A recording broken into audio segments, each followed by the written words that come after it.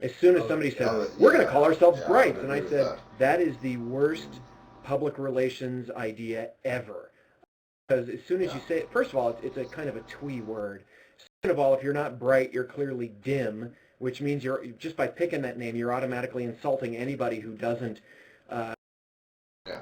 your name. It was just a bad idea.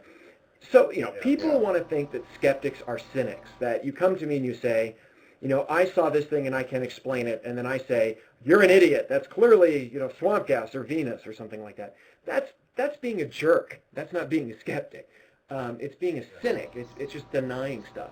Skeptics don't necessarily just deny stuff. Now, look, if you come to me and say, I have evidence of Bigfoot, it's not that bad for me to say, yeah, I don't think so. Simply because we have seen this 1,000 times before. We've seen all sorts of hoaxes. We've seen all sorts of evidence that's not panned out. There's no scientific reason to think that there's a Bigfoot out there. And there's plenty of evidence to say, no, there is no Bigfoot out there. So, it's okay to say, the place I'm coming from here is to say, I don't think you're right. However, if your evidence is compelling, that's got to sway me. And the thing that makes me nuts is when people say, oh, you scientists have a closed mind. You don't believe in anything new. And it's like, you've got it exactly backwards. I'm the one with the open mind. That's how science works. Yeah. Astronomers discovered that the universe, we've known the universe is expanding for a century. We've just learned that expansion is accelerating. That is completely the opposite of what we were expecting. We thought it would be slowing down, but it turns out no, it's expanding faster every day. And that is a shock to everybody. And the scientists at first said, yeah, you better have really good evidence. The astronomers presented their evidence. The other astronomers looked at it and said, it could be any one of these 20 things to explain your data. And one by one, those things were checked off the list and shown to be, that's not. And eventually, basically, the only thing that was left was the expansion's accelerating. So that's something that's puzzled me. Is it possible for you to explain to, imagine you're talking to a pretty simple person who's got a big understanding of science. Is it possible to explain how it is that the acceleration is increasing? Well, there's an acceleration of the expansion, because it does go completely contrary to what you'd imagine.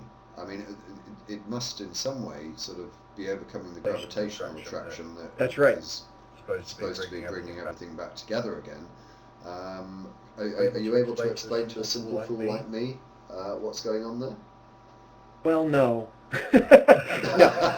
No, the problem is, as soon as you're talking about... That is the best answer. Yeah, there you go. So next 24 question. hours. No, that will be the next. That will be the best answer ever. No, the real problem here is that as soon as you start talking about...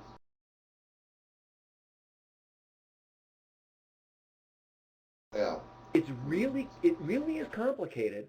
The best way to describe it is using the math and the physics. We're sort of half-evolved apes. We just recently came down out of the trees, and our whole experience, our brains are evolved to only understand things that happen within a couple of miles of us and moving at slow speeds. And when you're talking about billions of light years and the speed of light, our brains kind of go, yeah, right. So, in fact, this stuff is complicated, and the only way you can describe it is by analogy, and those analogies ultimately fail. So, I always have to say, listen, here's an analogy. Don't try to take this too much to heart, because as soon as you do, it's going to get worse. But you can kind of picture the universe as being a balloon. And this is a terrible analogy because it makes people think that the universe is expanding into something, and it really is. But if you can imagine that you're a very tiny bacterium and you're living on the surface of a balloon, that balloon is two-dimensional. You can move left and right, you can move up and down, but you can't move in and out. There is no off the surface or beneath the surface. To you, that's just alien. So you can move anywhere over the surface of the balloon. Now, if I'm outside this balloon and blowing into it, that balloon is expanding. So if you were to sort of make a map of that whole balloon and walk around, you could probably figure out that the balloon is expanding. If you were to observe something far away on that balloon, you might be able to tell that thing is moving away from you. and then all things on the balloon appear to be moving away from you. And you can say maybe they're not really moving away, maybe they're just sitting there, but the balloon itself is expanding. And that's kind of what's going on here with the universe. If I may, my trouble with the balloon analogy is that it implies that everything effectively is going to be on the surface of the balloon expanding away and leaving an empty space in the middle. But that isn't the case, is it? There is no empty space in the middle. There's, sorry, am I making sense? Probably no less than I am at this point. Okay. But I mean, the idea of a balloon being inflated means that all the matter would be on the edge of effectively on the edge of the universe. Oh, I see. Well, that's and with an empty hole in the middle. Right. But yeah, so that's why I'm saying the universe doesn't have an empty middle. That's the point I'm seeking. Well, that's the problem, is that it's an analogy, and so if you reduce our three-dimensional universe to two dimensions, so that it feels like you're living on the surface of a balloon, then the analogy is okay. But as soon as you say, but we're in a three-dimensional universe, are we expanding in four dimensions? You know, is there a center someplace that we're moving away from, like the ant is, or the bacterium on the surface of the balloon? And the answer is no. If you really are a two-dimensional creature living on the surface of a balloon, the center of that balloon is not on the balloon, it's inside the balloon in a different dimension. So, you know, these analogies, like I said, you can't take these analogies too much to heart because they get confusing. It's just an idea to sort of give you a place to start. And so that's what's going on. If space itself is expanding, those galaxies that we see really far away, oh, hey Hayden, I see you said just wanted to say hi. I'm going to interrupt myself and say, I didn't actually meet you at the sci-fi party at Comic-Con, but I walked past you a couple of times and waved and smiled. So if you're there next year at Comic-Con, I'll walk up to you and say, I was the guy in the chat room you couldn't see. So there you go. You wouldn't remember me. You were always there busy doing something, and I was having...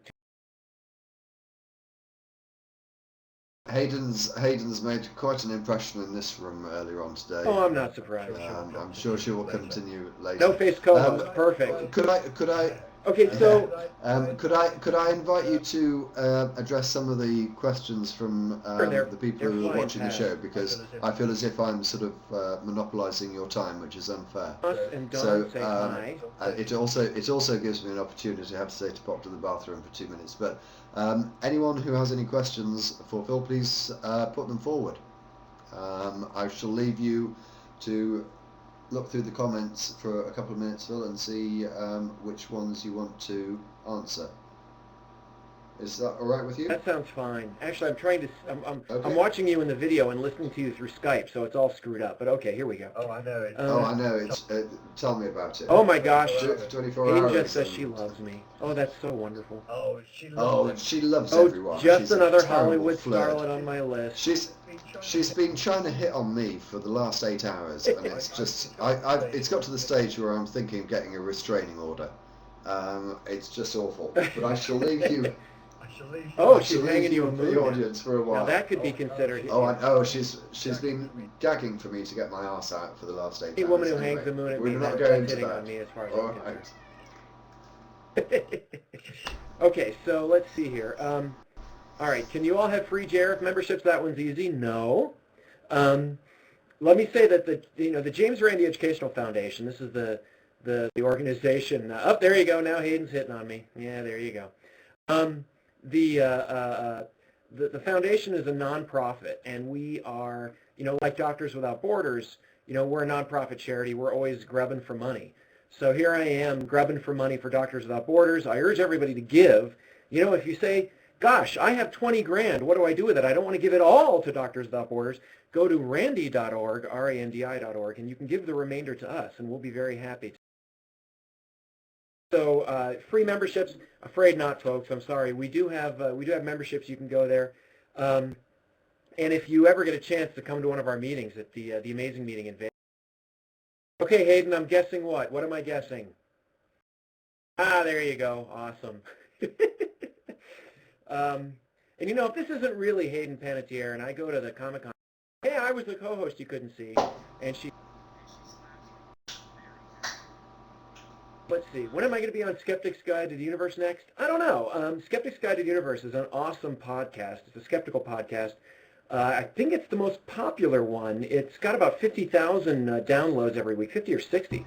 It's really good, and I'm on it roughly once a month, once every couple of months. They are actually the official podcast of the James Randi Educational Foundation. And so I go on there sometimes basically just to give Rebecca Watson a hard time. Yeah, there you go. Rebecca is married, so I try to be a little more gentle when I tease her. Let's see. We all love Steve Novella. Let's see. When is Uri Geller going to get pwned by James Randi again? Randi kind of teases stuff about Uri Geller right now. Uri Geller is the guy who was spending spoons and keys